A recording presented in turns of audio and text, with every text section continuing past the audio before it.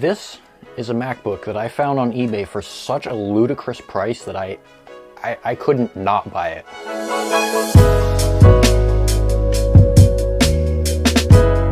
So here I have a mid-2007 13-inch polycarbonate white MacBook. As far as specs are concerned today, it's not an impressive laptop. But let's take a look at the eBay listing before I tell you about what's going on with this machine so you can kind of get a feel for what I saw when I went to go purchase this. The listing says, Apple MacBook 13 white. Don't bid if you're not going to pay / ! Very detailed. Now the item description also says that it is sold as shown, no charger, item is from abandoned storage, ..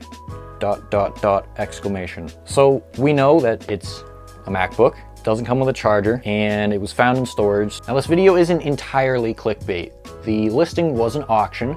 The starting bid was 1 penny, and there was an option for buy it now for $1. So I bought it for $1 plus $19.50 to ship. But the listing itself was $1. I paid $1 for this. I paid $20 to get it to me, but I spent $1 on this. Pretty interesting.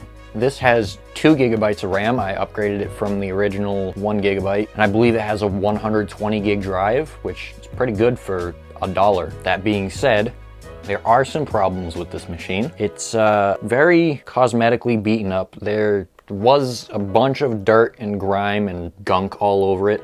I did manage to clean off most of that. Excuse the fact that I'm using warm water and an old sock. But after a little bit of work, the machine does clean up quite well. This is a 1280 by 800 panel, and there is an issue with it. There is a nice portion of the display that seems to have some type of burn-in or just an issue altogether. It looks like someone smudged the screen, but it's not the screen, it's like the back panel. But maybe this is just me. I honestly don't notice it that much. Maybe it's just the stock wallpaper for 10.5 Leopard. It's there, I notice it's there, but I have to be looking for it to see that it's there. It did come with a battery. This battery was Apple OEM, but being 12, almost 13 years old, this happens when it's not connected to a charger.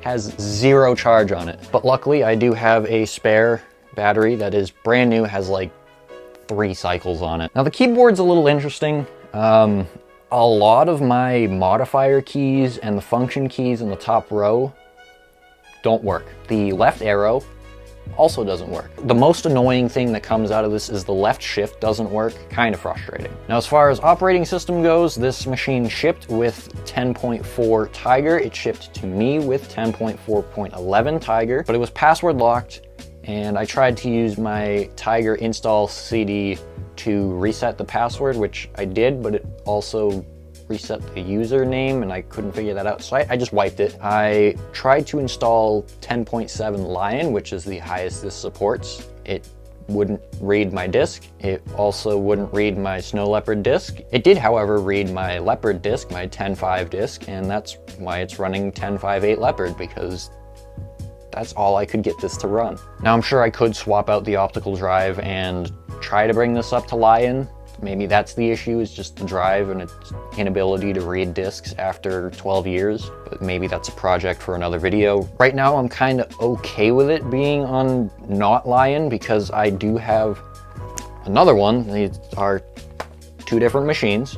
I do have another one that is currently running Lion, and kind of be redundant to have 2 running the exact operating system with the exact application loadout. So I'm happy with where this one is right now. As far as I/O, we have audio in and out, 2 USB 2s, a Firewire 400, mini VGA, Ethernet, and the MagSafe connector, as well as an optical drive. It is a upgraded version of the mid-2007 MacBook. The Lion one that I have right here is the 2.0 gigahertz version, and this is the 2.16 gigahertz version, which kind of makes me sad because the better spec is in the beat up chassis. I might just tear them both apart and swap them over. Again, maybe an idea for another video. But coming back around to the price point, $1 plus $19.50 to ship. For that price, I got a pretty functional, I don't want to say fully functional because the display is kind of messed up,